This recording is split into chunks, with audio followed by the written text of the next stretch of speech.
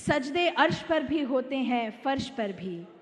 سجدے آسماں پر بھی ہوتے ہیں زمین پر بھی، اللہ کو اس کی ہر مخلوق سجدہ کرتی ہے، مگر عرش اعظم کے سائے میں سجدہ کرنا بہت آسان ہے، مسجد کے سائے میں سجدہ کرنا بھی بہت آسان ہے، لیکن بیٹی کی لاش پر گھوڑے دوڑتے دیکھ کر، معصوم اصغر کے گلے میں تیر اترتا دیکھ کر، عباس کے ہاتھ قلم ہوتے دیکھ کر، قوم محمد کی تڑپتی لاشیں دیکھ کر، اور اس کے بعد اپنے جسم پر سینکڑوں زخم کھانے کے بعد کربلا کی تپتی ہوئی ریت پر سجدہ کرنا صرف اور صرف حسین کا کام تھا۔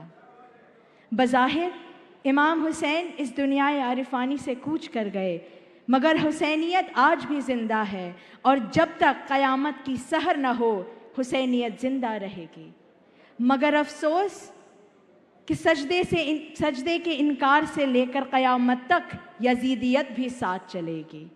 کیونکہ یزیدیت نام ہے کفر کا، دہشت کا، بربریت کا، لاقانونیت کا، شرپسندی کا، ناانصافی کا، نانیت کا، خدائیت کے دعوے کا، جو کل بھی تھا اور آج بھی ہے۔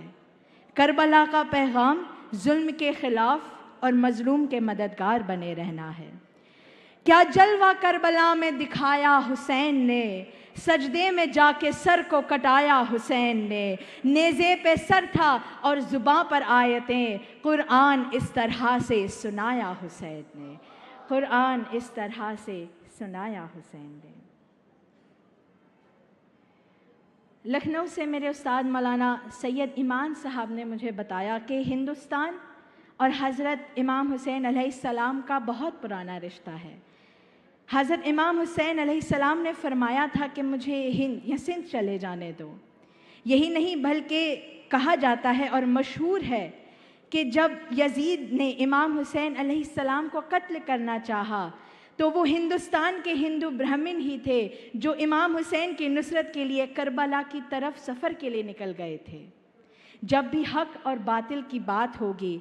تو ذہن میں دو نام آتے ہیں، حق یعنی امام حسین علیہ السلام جنہوں نے خون دے کر انسانیت کو بچا لیا، اور دوسرا باطل یعنی یزید جس نے انسانیت کو ختم کرنے کے لیے حسین علیہ السلام کے ساتھ ساتھ ان کے ساتھیوں کا بھی خون بہا دیا۔ لیکن فتح حسین علیہ السلام کی ہوئی، اور اس کی دلیل یہ ہے کہ آج بھی 1400 سال بعد پرچم حسین پوری دنیا میں بلند ہے۔